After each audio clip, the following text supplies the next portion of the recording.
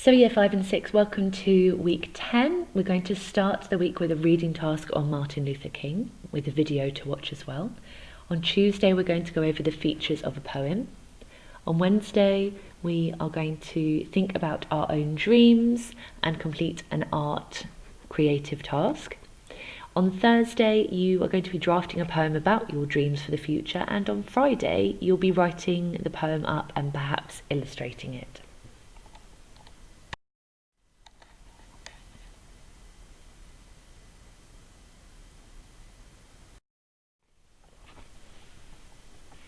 For today's task, we're going to be reading a little bit about Martin Luther King and watching a brief video explaining who he was and the work that he did throughout his life. So our LO for today is, I can answer questions about a text using evidence to back up my answer, and I can retrieve answers from non-fiction texts. So there's 3 different levels here. Mild, you'll be answering retrieval questions; spicy, backing up your answers with quotes; and hot, answering higher level questions, supporting your answer with quotes. So we're going to actually complete a thinking hats task in a moment, but before that, and I'll explain that in a minute, but before that, we're going to watch a brief video about Martin Luther King. If you want to, you can pause the video here and you can think about whether you have any existing prior knowledge of Martin Luther King and who he was.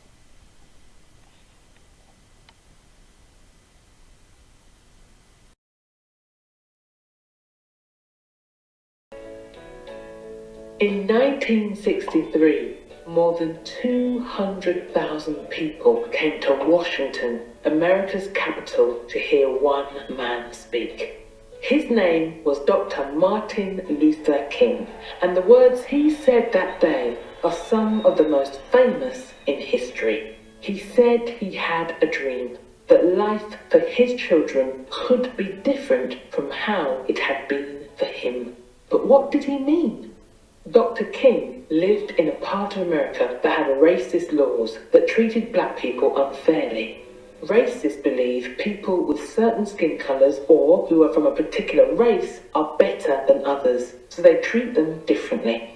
So black and white people were kept apart, eating in different restaurants, travelling in different parts of buses, and it was hard for black people to vote against the people who made these laws. He had many enemies and was sent to prison. After his release, he went to Washington.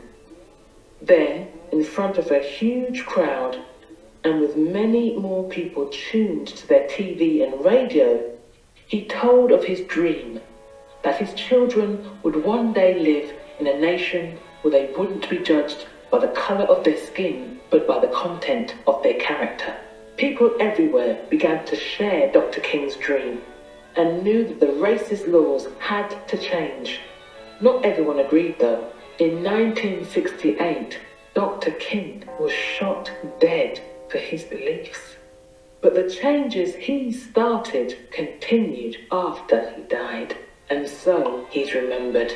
Every year, Americans celebrate his life with a public holiday called Martin Luther King Day, remembering a strong man and a brilliant speaker.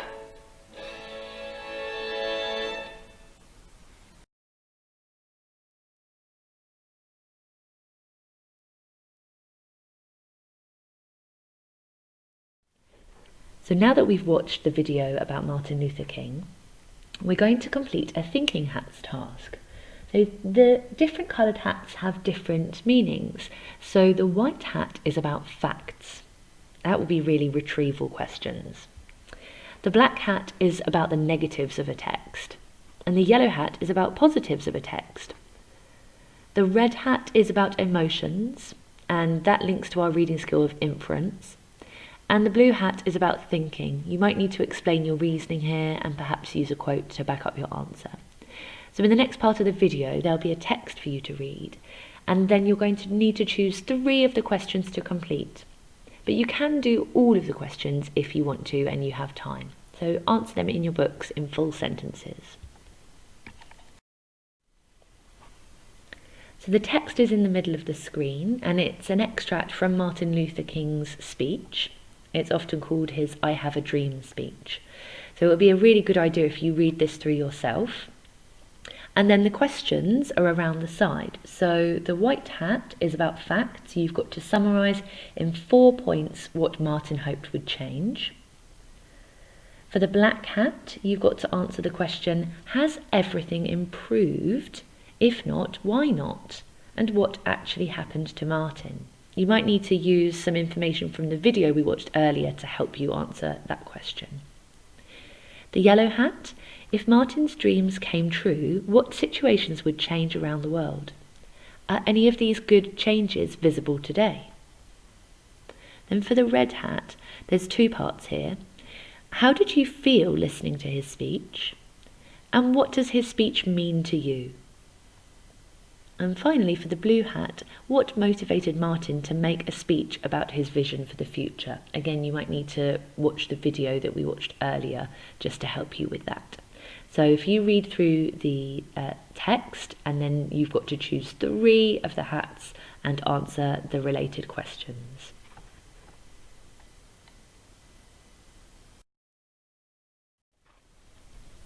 In the next part of the video, there's some suggested sentence starters and some tips for answering the questions, so you can move on to that if you need a little bit of support. So here are some sentence starters to help you with answering any of the questions from the previous slide.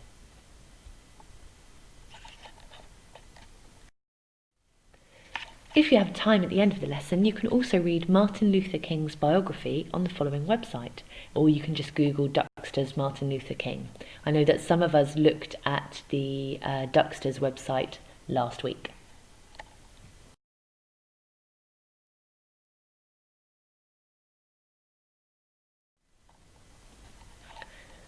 For Tuesday's task, we're going to be identifying the main features of a poem and recapping figurative language.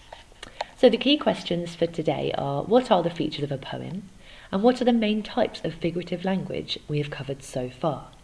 See if you can pause the video here, and can you remember any examples of figurative language? We have briefly looked at some figurative language, I think way back in week 1 and week 2 of our online learning. If you can remember any, you can simply jot them down in your book.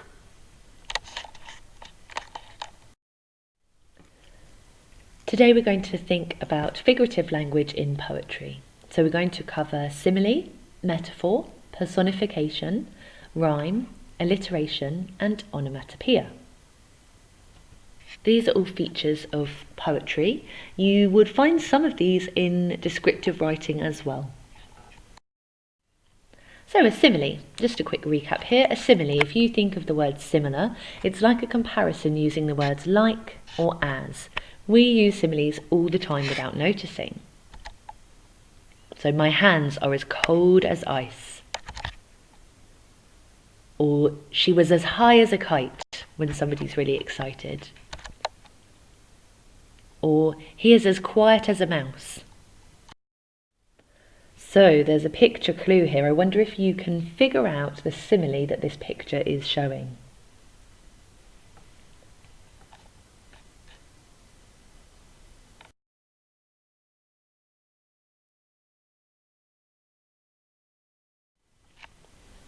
Can you figure out the simile that this picture is showing?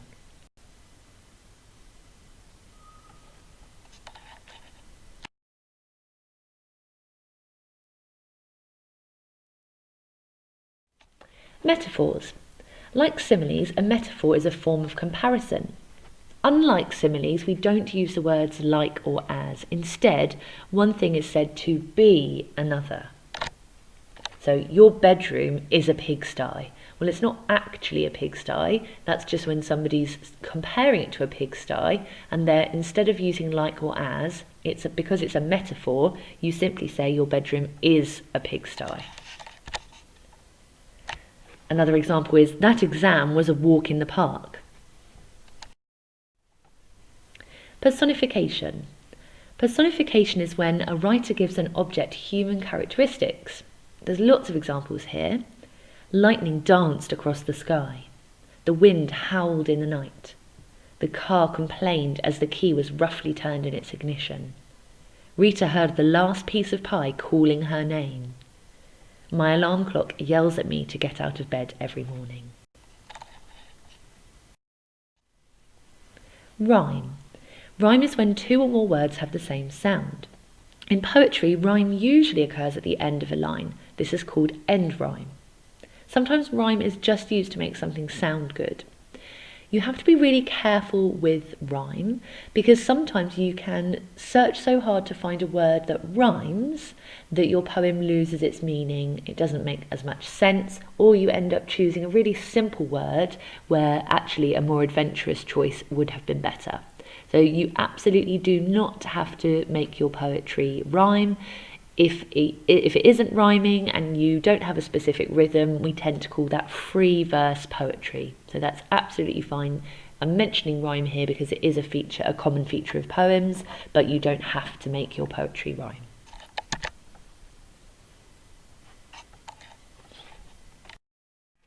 Alliteration. Alliteration is when two or more words close to each other begin with the same sound. So for instance, the swish of a silk sari on a summer night. That's from a quite well-known poem called The Magic Box. Or Harry is happy when he hears his hedgehog hurry into his house. Onomatopoeia.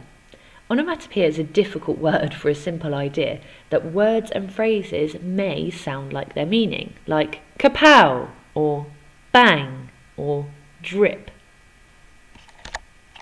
The word squeal sounds like the act of squealing. Squeal! Buzzing bees. You can almost hear the sound of the bees.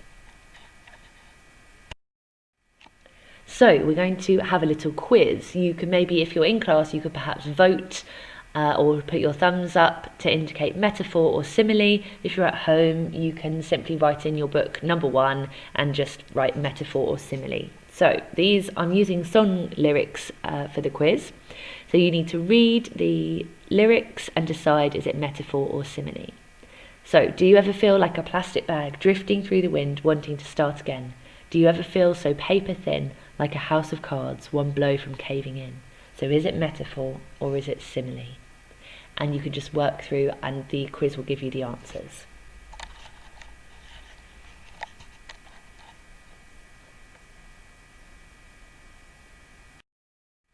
So this one is a simile, like a plastic bag, like a house of cards. Because baby, you're a firework. Is this metaphor or is this simile?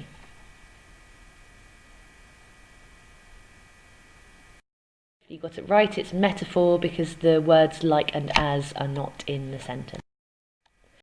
There's always going to be another mountain. I'm always going to want to make it move. Always going to be an uphill battle. Sometimes I'm going to have to lose. So is it metaphor or is it simile?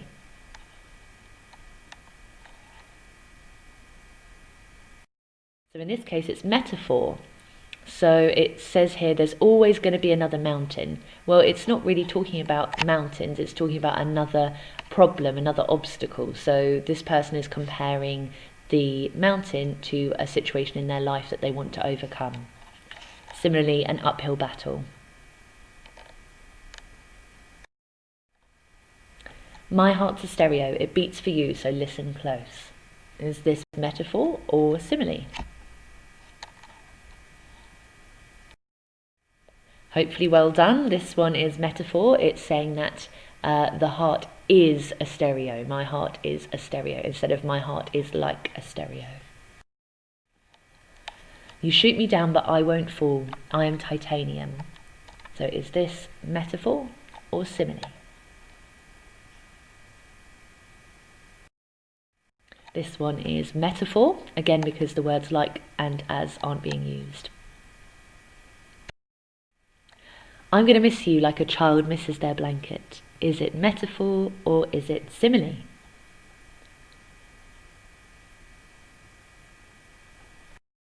This one is a simile, like a child misses their blanket. You're a falling star, you're the getaway car. You're the line in the sand when I go too far. You're the swimming pool on an August day, and you're the perfect thing to say. So metaphors or similes.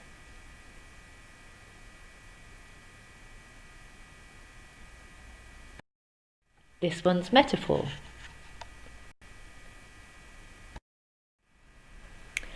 So for today's task, you've been thinking about identifying the main features of a poem and figurative language. So task 1 is to read the poem in the next part of the video and see if you can spot any examples of figurative language. You could colour code them on the sheet, or you could write a list in your book of the examples you find. And then task 2, if you've finished task 1 and have time, you should write a short paragraph reviewing the poem. What do you like and dislike? What is effective? What does it make you feel or think of? Does it remind you of anything else you've read or heard?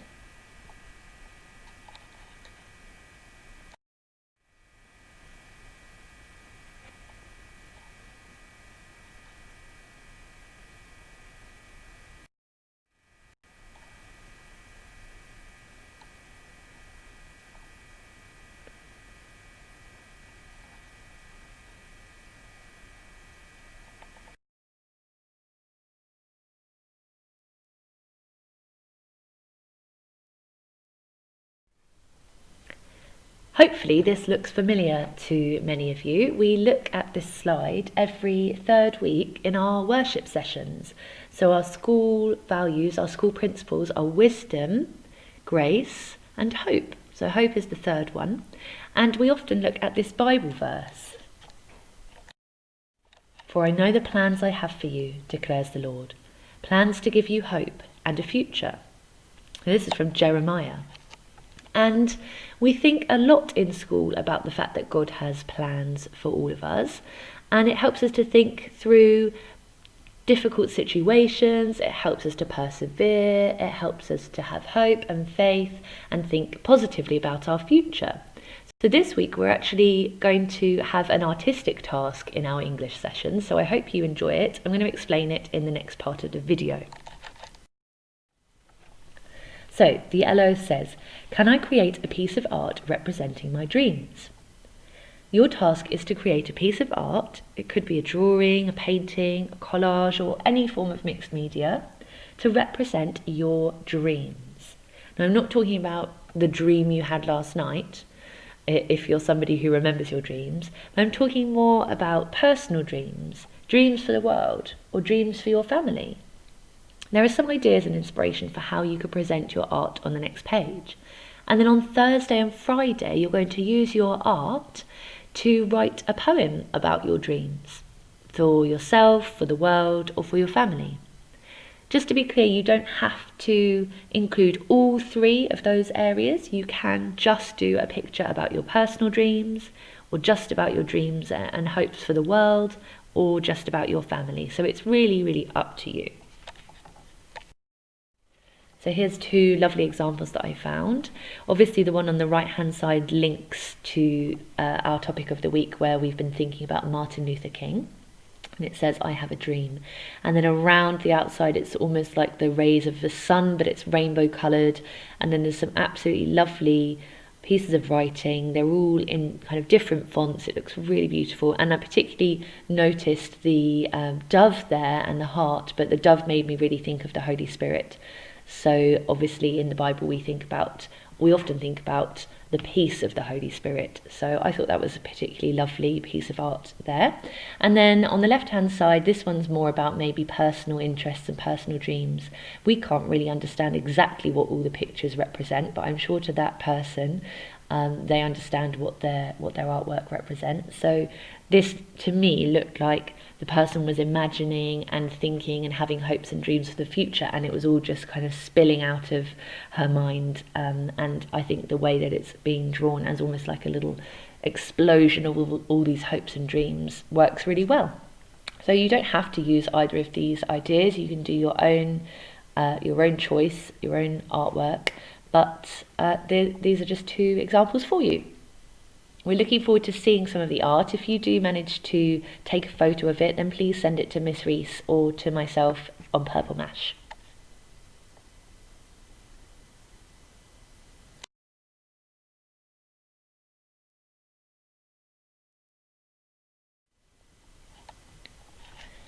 Your task for today is to plan and then draft, so begin to write, a poem based on your dreams for the future. It can be about personal dreams, dreams for the world, or dreams for your family. So plan your writing today, and then you can start writing it in the draft form in your exercise book. So it doesn't have to be finished today. I've put 2 suggested structures or ways to organise your poem in the next part of the video. However, you can write in any way you like. You don't need to choose from my 2 suggested structures, as long as your poem is based on your dreams for the future. So option number 1, you could use these sentence starters to structure your poem. I've borrowed these sentence starters from Martin Luther King's I Have a Dream speech. You could, similarly to the task in RE, actually last week I think, you could alternate between these different types of sentence starters to give your poem some variety and rhythm. And then the second suggestion is that you could write, this is more about structure, you could write 1 verse each about the topics below, your dreams for this year, your dreams for your education, your future dreams, your dreams for your family, and your dreams for the world.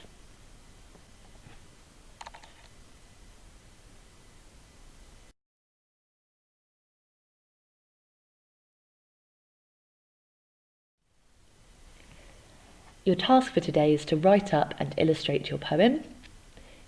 Please remember to send your poem or your artwork to us via Purple Mash. We'd really love to see some of them.